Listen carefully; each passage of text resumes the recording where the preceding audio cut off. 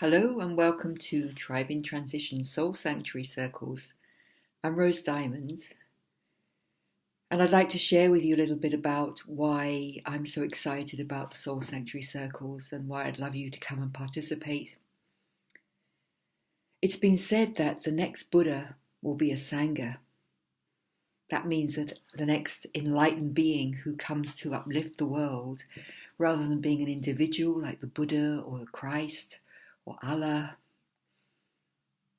will be a collective of individuals awakening together. And that's how I see the Soul Sanctuary Circles. That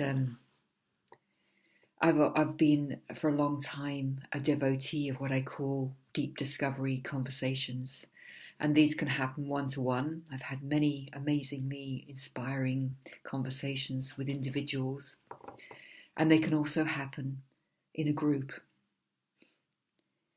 And in a deep discovery conversation, we speak from the authentic self, from a state of presence and stillness, from that part of ourselves which is most alive, most awakened, most creative. And when we speak from this place and listen to each other from this place, a bigger energy field develops. It's a charged energy field. It's charged with the energy of creation. It's more spacious. There's more space in which we can all receive inspiration. And when we really listen to each other, we touch and are touched by each other. And that moves us at a heart level. So a deep discovery conversation involves both the mind, the higher mind, and the heart, the place where we are all connected. So the deep discovery conversation brings us, by its very nature, into a greater state of wholeness. And when we come into that state of wholeness together, we have access to knowledge and intelligence and information that we didn't know we had. Just as when I'm writing, for example, or when you're doing your own creative activity, you can feel at times that you are just open to something that's coming through you, a bigger intelligence. The same thing can happen in a group when we're doing these deep discovery conversations.